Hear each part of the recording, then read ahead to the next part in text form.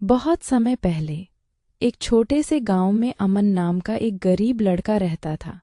वह अपनी माँ के साथ एक छोटी सी झोपड़ी में रहता था। अमन मेहनती था, लेकिन उनकी गरीबी कम नहीं हो रही थी।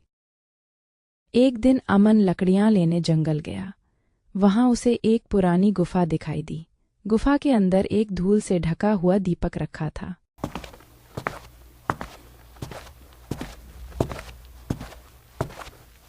अरे, ये पुराना दीपक यहाँ क्या कर रहा है? अमन ने दीपक उठाया और उसकी धूल साफ करने लगा। अचानक दीपक से नीले धुएं का एक गुब्बारा निकला और एक विशाल जिन्न प्रकट हो गया।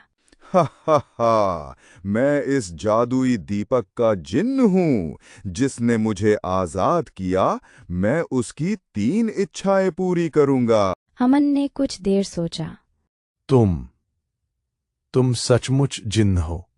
हाँ मेरे मालिक, बताओ तुम्हारी पहली इच्छा क्या है? मेरी पहली इच्छा है कि मेरी माँ को कभी भूखा न रहना पड़े। जिन्न ने उंगलियां चटकाईं।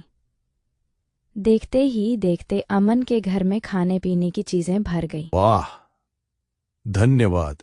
अब दूसरी इच्छा बताओ। मैं चाहता हूं कि हमारे गांव में किसी को भी गरीबी का सामना न करना पड़े। तथास्तु। अगले ही पल पूरे गांव में खुशहाली आ गई। खेत हरे भरे हो गए और लोगों को काम मिलने लगा। अब आखिरी इच्छा क्या है? अमन कुछ देर चुप रहा। मेरी आखिरी इच्छा है कि तुम हमेशा के लिए आजाद हो जाओ। क्या तुम अपने लिए कुछ नहीं मांगोगे? नहीं, तुमने मेरी और मेरे गांव की मदद कर दी। अब तुम्हें भी आजादी मिलनी चाहिए। जिन्न की आंखों में खुशी के आंसू आ गए। अमन, तुम्हारा दिल बहुत बड़ा है। मैं तुम्हें एक उपहार देता हूँ। जिन्न ने अपना हाथ उठाया और अमन की झोपड़ी एक सुंदर घर में बदल गई। यह कहकर जिन्न आसमान में गायब हो गया। अलविदा मेरे दोस्त। अमन और उसकी माँ खुशी खुशी रहने लगे।